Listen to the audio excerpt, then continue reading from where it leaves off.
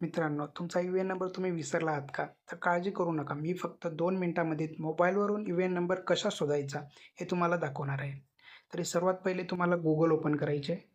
मी open करतो Google. इथं search करायचं आहे तुम्हाला ई-पी-एफ-ओ एम्प्लॉयी प्रोव्हिडंट फंड ऑर्गनायझेशन हे सर्च केल्यानंतर तुम्हाला थोडंसं स्क्रोल डाऊन करायचं आहे. इथं सेकंडवाली वेबसाईटवर क्लिक करायचं आहे ई-पी-एफ-ओ. त्यानंतर थोडं स्क्रोल डाऊन करायचं आहे. स्क्रोल डाऊन केल्यानंतर इथे दिसेल तुम्हाला 5th वाला ऑप्शन नो युअर यू-ए-एन. मग इथं तुम्ही कधी पण बघू शकता यू-ए-एन नंबर तुम्ही नो नाव करायचे. त्यानंतर वेबसाईट ओपन होईल. तरी इथं बघू शकता तुम्ही इथं एक खाली डाऊन साईडला एक ऑप्शन आहे नो युअर यू-ए-एन यावर क्लिक करायचे. तर तुमचा यू-ए-एन नंबर पाहायचे म्हणजे गेट स्टार्टेडवर क्लिक करायचे.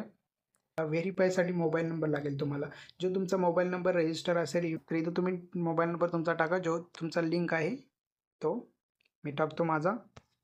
तर आता इथं सेकंड म्हणतो select I D proof type. तर इथं आय डी प्रूफमध्ये आधार कार्ड, पॅन कार्ड काही सिलेक्ट करू शकता तुम्ही. मी आधार कार्ड सिलेक्ट करणार आहे. तरी इथं सेकंडमध्ये I D proof number, I D proof आता तुमचा आधार नंबर टाकायचा आहे. जर पॅन सिलेक्ट केला असाल तर तुम्ही पॅन नंबर टाकायचा तुमचा. मी आधार सिलेक्ट केला आहे म्हणून मी आधार नंबर टाकतो. आता मी इथं आधार नंबर टाकतोय. आधार नंबर टाकलेला आहे. तरी खाली एक बघू शकता तुम्ही कॅप्चा, इंटर कॅप्चा. इथं वरचं तुम्ही जे पाहून टाकू शकता कॅप्चा म्हणतात त्याला. जी स्मॉल असेल स्मॉल, कॅपिटल असेल कॅपिटल. इथं G-E कॅपिटल, T स्मॉल आहे, P स्मॉल आहे आणि 5 एवढं टाकल्यानंतर तुम्हाला सेंड OTP आणि व्हेरीफायवर क्लिक करा. तर तुम्हाला एक OTP येईल. तुम्हाला एक OTP आला असेल, तो OTP इथे टाकायचा आहे. इंटर OTPच्या जागी मी टाकतो माझावाला.